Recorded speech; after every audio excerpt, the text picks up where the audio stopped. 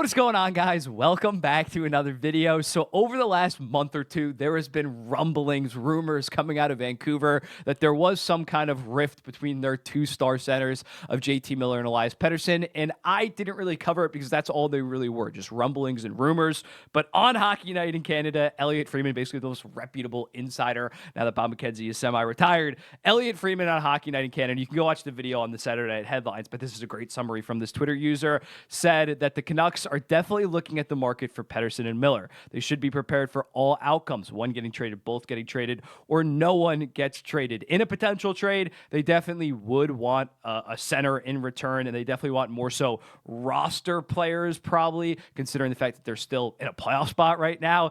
But yeah, there is definitely smoke to this potential fire if Elliot Friedman is going on the record and saying they're at least looking at trades. So as a result, I think it's only right that now we do some hypothetical, realistic Pettersson and Miller trades. If you've been following the page for a while, you know how this works. Over on my Instagram, MBOnHockey, I ask you guys to send in your hypothetical, realistic trades for Pettersson and Miller. We're going to go through them. Got like 15 to 20 really good ones. Shout out to everybody that submitted these. And yeah, let's not waste any time. Let's go through it. Let's rip them. Up first from Ryan, Fiala, Spence in a first for Miller. I think we can take out that first, or at least downgrade it to definitely a second or a third. I wouldn't expect a first on top of this, but I think it's a pretty decent deal if the LA Kings think that they can rehab JT Miller and in a new situation to being a 100-point guy. Yet again, that is kind of what they've been lacking in the last couple of years. They have a bunch of very good to elite players like Kevin Fiala that I talked about. That's why I'm not very high on them in terms of going on a deep playoff run. Could JT Miller be a number one center on a Stanley Cup winning team?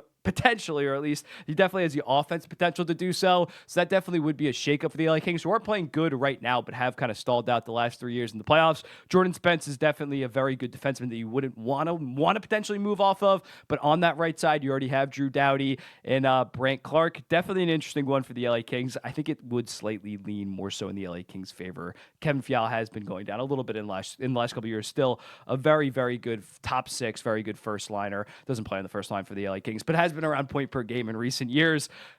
Solid deal, decent deal for both parties. Benji, Jovi, 08, Pettersson for Lafreniere in a second. I don't think that's enough for the New York Rangers end. I think that you would have to, or I don't think that the Rangers are giving up enough. I think that you would have to either attach, say, a Vincent Trocheck so they get a center that's at a reasonable cap hit at only $5.6 million, make that second round pick a first round pick, add Gabe Perreault instead of the second round pick, because the fact right now is Lafreniere, since he signed that extension, is not even worth that extension remotely. He has 14 points in the 31 games since signing that extension. I think the framework of a Lafreniere-Pettersson deal could make some sense. Vancouver gets a younger guy that's cost-controlled at a reasonable 7.4, and if he plays like he did last year with some power play time on Vancouver, that definitely would be a good deal. From a New York perspective, you do that in a heartbeat. You get a legit number one center, even though he's making a hefty $11.6 million.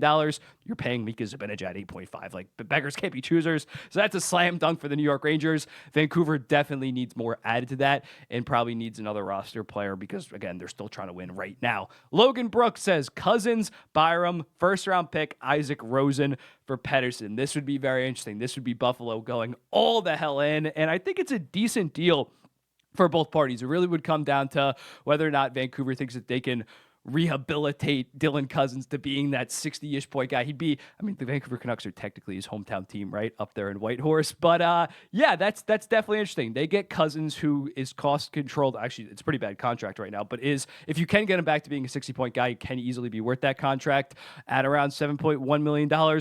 Bowen Byram, taking a potential shot on him, that would definitely be intriguing on top of getting a first round pick. And yeah, Buffalo, you would form one of the best center duos in the entire NHL. And this year, Dylan Cousins has been pretty underwhelming, and just their overall forward core, they would be adding to that talent.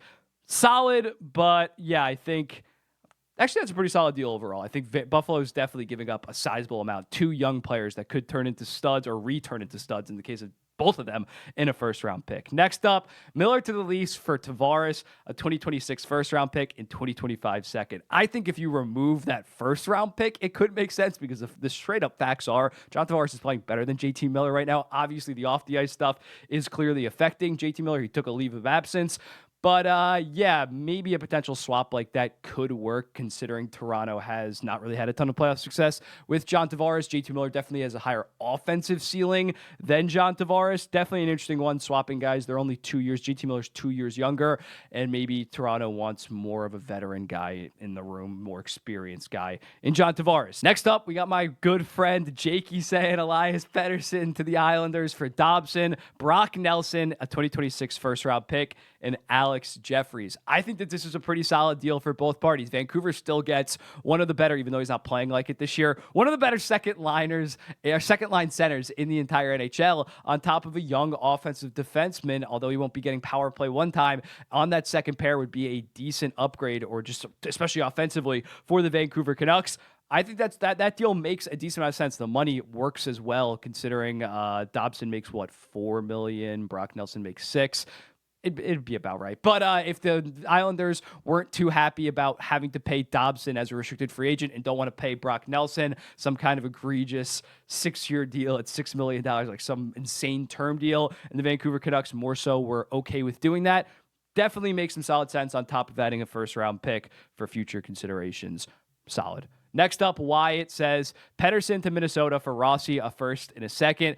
I think this offseason, something like that could be feasible. Right now, that would be tough, obviously, because Rossi's still on an ELC. Pettersson's making $11 million. But that would be interesting, considering the fact that in this offseason of Minnesota, when they have $12 million come off the books, they should kind of be ultra aggressive in terms of getting a star, especially a number one center. I really like Joel Eriksson, but I think he's probably more so of a second-line, two-way monster. Marco Rossi is playing very good, but will he ever reach the heights of an Elias Pettersson? Very interesting deal.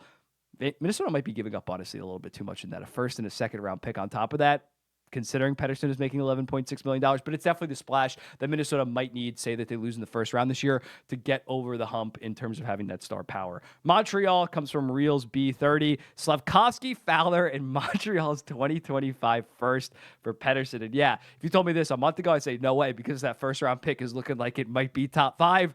They're battling for the wild card spot at this point. So that's definitely interesting. This would be Montreal saying next year we expect to make the playoffs. We expect to be a good team next year. I think from Vancouver's perspective, it does make some sense, especially if you're from a goalie perspective. Jacob Fowler is one of the best goalie prospects in the entire NHL, and if Patrick Demko's knees are still very concerning, and Shilov's has not been that good this season. Slavkovsky, I think he's putting up about the same points per game pace. He hasn't taken a sizable step, but at 7.6, I still think that's going to be a very good contract once he hits his prime in 3 to 4 years. Definitely a very interesting one. Montreal getting Pettersson, who has more so that offensive ceiling compared to a Nick Suzuki, who's still point per game, but maybe doesn't have 100+ points in him.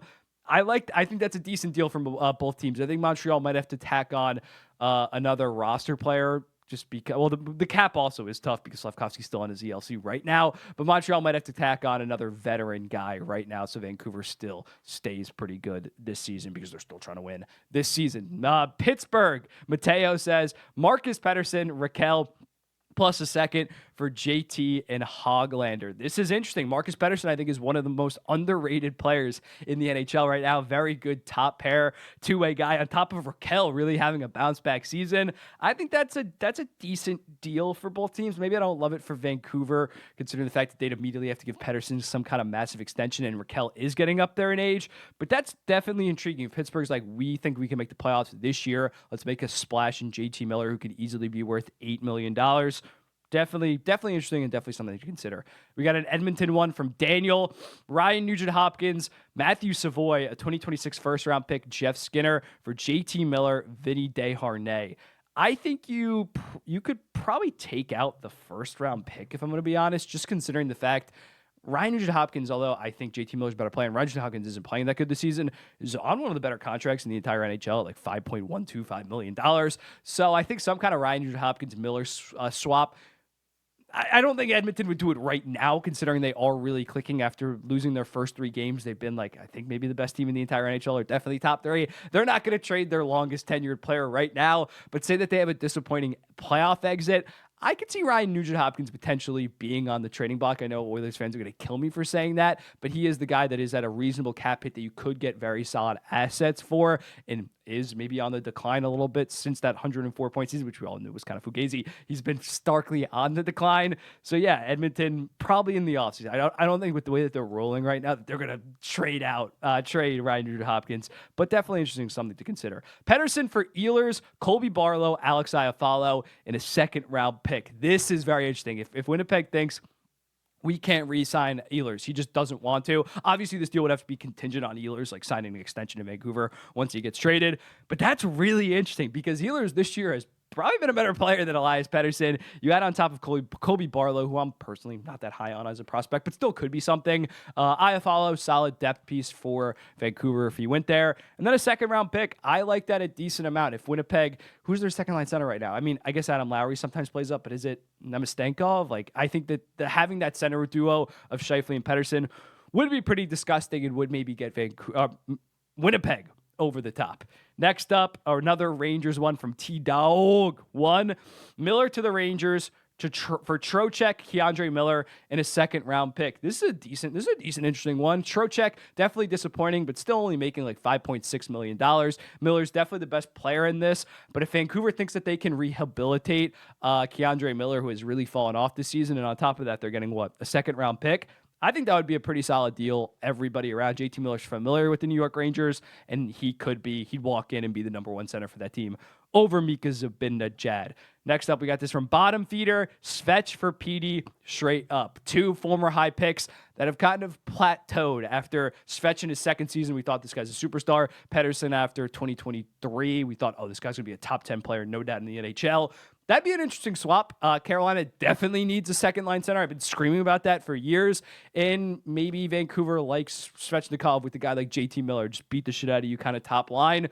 Definitely interesting. Definitely something that if both teams did that, I'd be like, you're both accomplishing a goal. Pretty solid. Svetch makes $7.8 million. Obviously, I think Pettersson's a better player. But yeah, the cap hit's relative, or you might have to attach something to that. But makes sense for both parties. Next up from Broth, J-Rob and Maverick Bork for Pettersson in a fifth. Yeah, and similarly to what I said about 2023 with Pettersson, Jason Robertson also after 2023, we thought the world was his oyster. Both of those guys have kind of gone downhill since then. Change of scenery could be good. Jason Robertson makes a decent amount less this year and next at only $7.75 million. So the cap hits would be a little bit tough. I think that they probably have about equal trade value right now. Jason Robertson's been so disappointing, man, and he's just such a bad skater, though. I guess I'm talking to myself. I think that Vancouver might need a little bit more, but they don't have a ton of leverage considering that this is kind of spilled over to the public. But yeah, a decent deal. Now I'm thinking about so much. A decent deal for sure. We got this from Traux Quinn. Konechny and Sanheim for Pettersson. I've always said Philadelphia needs a first-line center. This would be a hefty price to pay considering Konechny is playing so much better than Elias Pettersson, and Sanheim has been so good for them. But is that the kind of move that they need to supply Matvei Michkov with the best possible first-line center? It's definitely interesting, and it would definitely be something I would consider to a degree if I was a Philadelphia Flyers fan. But Pettersson at 11.6 compared to Konechny at 8.75, and Sanheim I think is locked up at a reasonable $5-ish million. Although I criticize Philadelphia nonstop for wanting that number one center. I'm not sure I would do this if I was Philadelphia. We'll move on. Lastly, we got another Buffalo one. Pettersson to the Sabres for Byram, McLeod, Benson, and a pick. And similarly to the Cousins one, I think it would be a pretty solid deal. I'm still decently high in Zach Benson. I don't think the Buffalo Sabres should trade him, especially when his trade value is probably as low as it can be. But yeah, that makes some sense. That's a pretty solid deal. But let me know in the comments, what do you think? Actually, that last one I'm not too high on, considering I think Dylan Cousins can turn it around relatively quick. But let me know in the comments, what do you think about this? Which ones were your favorite ones? Drop some other hypotheticals in the comments below. It's been a wild NHL season in terms of trades. It would not shock me if one of these guys are traded relatively soon, considering we've seen a bunch of other big names or decent big names in terms of their names, not their actual play, like Jacob Trouba, Kim Feller, but a decent amount of guys have been traded thus far. I'll be seeing you in the next one. Peace.